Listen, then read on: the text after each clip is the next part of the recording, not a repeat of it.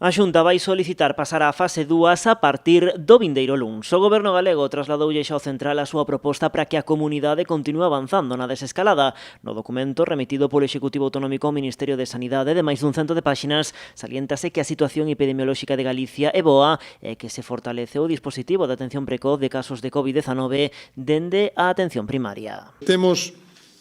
claro que a situación epidemiolóxica de Galicia é boa,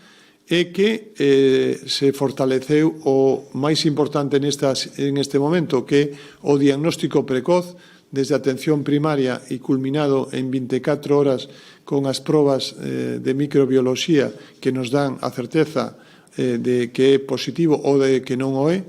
e, como digo, a búsqueda activa de todos os contactos para establecer ese diagnóstico precoz e evitar con o aillamento pois a posibilidade de que pasen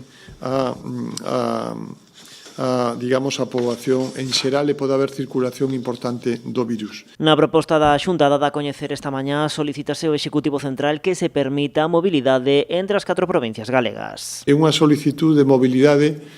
no ámbito da comunidade autónoma, entendendo que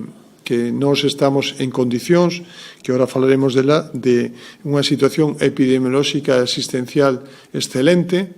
que non temos, como decía antes, pois en nos últimos 3 días, transmisión comunitaria en 306 concellos de Galicia e, por lo tanto, creemos que podríamos superar esa limitación que ahora mismo hai a nivel de mobilidade fora da provincia. Creo que Galicia reúne esas características. O conselleiro de Sanidade confía en que co paso de Galicia a fase 2 as residencias de maiores e persoas con discapacidade poidan recibir visitas de novo. Nós o que propuxemos é tratar con, como decía, un protocolo moi estricto en aquelas residencias que leven xa máis de 15 días sin ningún caso e que estén en concellos tamén con un porcentaxe moi baixo de casos que puderan facer visitas, como digo, con un control estricto, con cita previa. Sobre a convocatoria electoral do vindeiro 12 de xullo, Vázquez Almuíña indicou que xa se está a traballar nun protocolo específico para que os galegos poidan ir votar con tranquilidade.